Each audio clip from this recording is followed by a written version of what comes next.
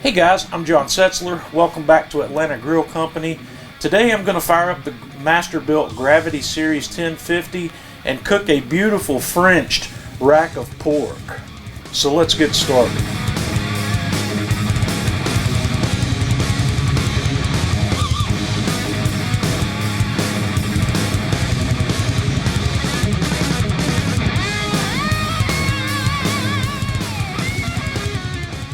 First thing I'm going to do for this rack of pork is make my brine.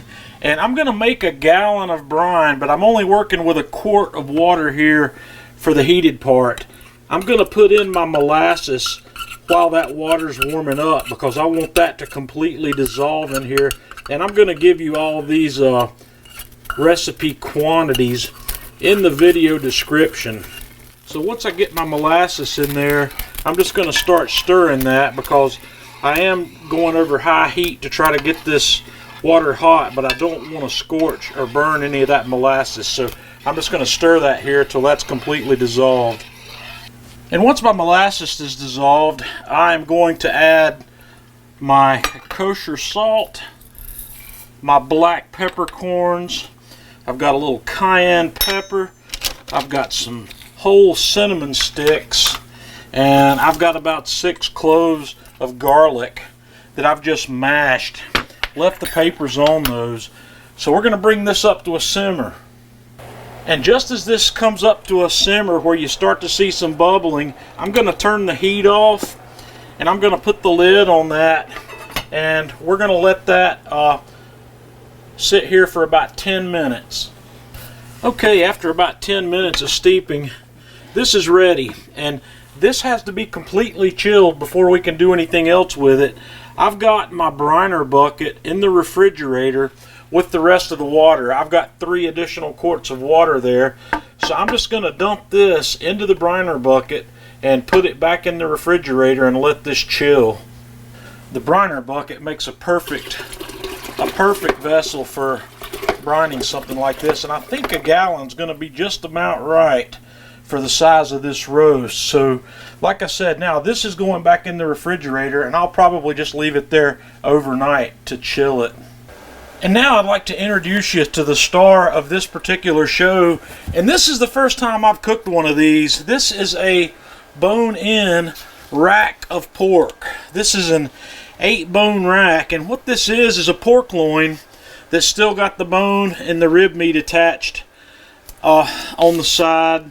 This guy weighs a little over 6 pounds. It was $3 a pound, so this is a heck of a deal for a slab of meat that's going to feed a lot of people.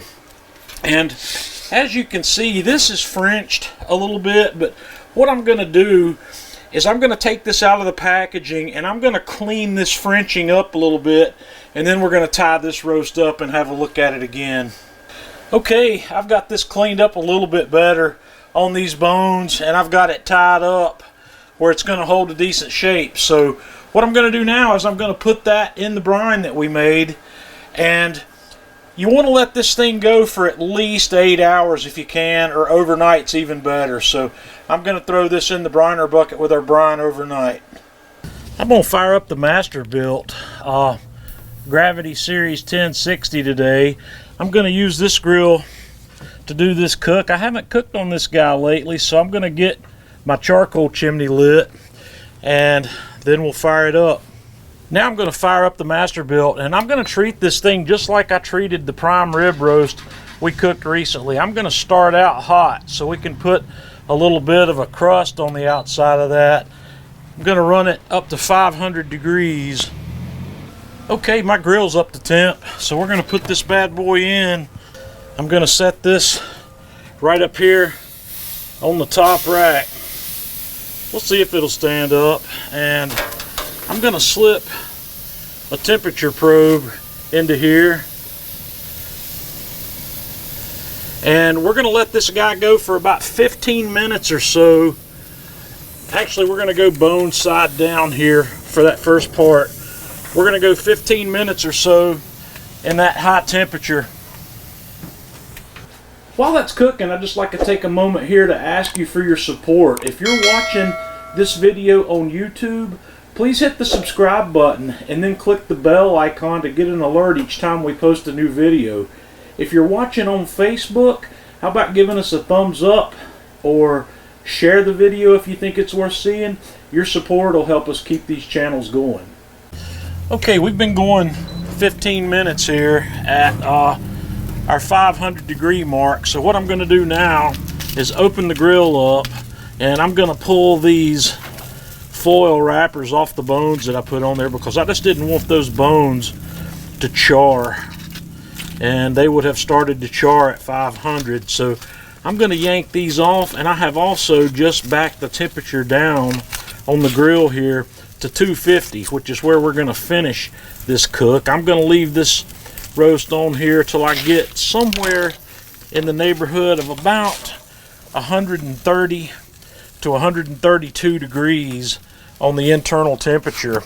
And I'm going to leave the lid open just for a few minutes to help this grill cool. This grill will cool quickly, and this is a step just like we did on the prime rib. If you're working with a single grill, you can do this first stage in your oven inside. Just heat it up to 500 degrees, put this in there for 15 minutes and let it brown up a little bit. Or you can skip this step altogether and go straight to this grill at 250 degrees. So we're going to finish up at 250, and when we get to our target internal temperature, we're going to come back to have a look.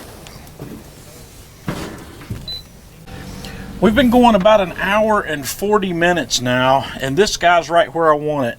The temperature in there is about 132 to 133 degrees, so I'm going to take it off. We're going to get it wrapped up in foil, and I'm going to let that rest for about 20 minutes. Okay guys, I've let this rest, so I'm going to take my slicer and we're going to go right down into this guy. I want you to have a look at that. That looks absolutely amazing. I'm going to take a slice off of here and we're going to plate a piece. Okay guys, what better way to try some of that than with some of that cranberry sauce that we recently made. I'm going to take a little piece off of here and give that a try.